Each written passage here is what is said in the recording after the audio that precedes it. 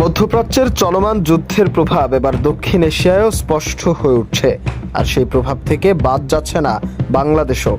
জ্বালানি সংকটের আশঙ্কায় দেশের বিভিন্ন ফুয়েল পাম্পে ইতিমধ্যেই দেখা যাচ্ছে গ্রাহকদের দীর্ঘ সারি।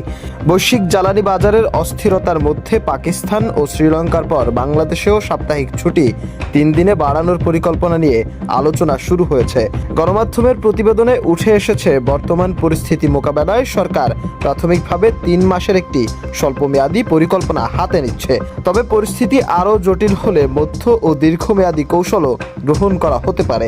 আন্তর্জাতিক বাজারে জ্বালানির দাম বৃদ্ধি, বাড়তি আমদানি ব্যয় এবং ডলার সংকটের কারণে ব্যয় সংকোচনের নীতি গ্রহণের দিকেই এগোচ্ছে সরকার। সূত্র বলছে, পরিকল্পনায় একাধিক পদক্ষেপ রাখা হয়েছে। এর মধ্যে সাপ্তাহিক ছুটি 1 দিন বাড়ানো, সরকারি কর্মকর্তাদের জন্য হোম অফিস চালু, কর্মঘণ্টা কমানো বা অফিস সময় এগিয়ে আনা উল্লেখযোগ্য। পাশাপাশি বিদ্যুৎ সাশ্রয়ের জন্য সপ্তাহের নির্দিষ্ট সময়ে অনলাইন ক্লাস চালুর প্রস্তাবও বিবেচনায় রয়েছে। ইতিমধ্যে সরকারি প্রতিষ্ঠানগুলোকে জ্বালানি সাশ্রয়ে নিজস্ব পরিকল্পনা তৈরি করতে বলা হয়েছে। এদিকে জ্বালানির দাম বাড়া নিয়ে সাধারণ মানুষের মধ্যে উদ্বেগ বাড়লেও সরকার এখনও চূড়ান্ত কোনো সিদ্ধান্ত নেয়নি। বৈদেশিক মুদ্রার রিজার্ভের ওপর চাপ কমানো এবং অপ্রয়োজনীয় ব্যয় নিয়ন্ত্রণেও বিশেষ গুরুত্ব দেওয়া হচ্ছে। আগামী মন্ত্রিসভা বৈঠকে এসব প্রস্তাব উপস্থাপন করা হবে, সেখান থেকেই আসতে পারে চূড়ান্ত সিদ্ধান্ত।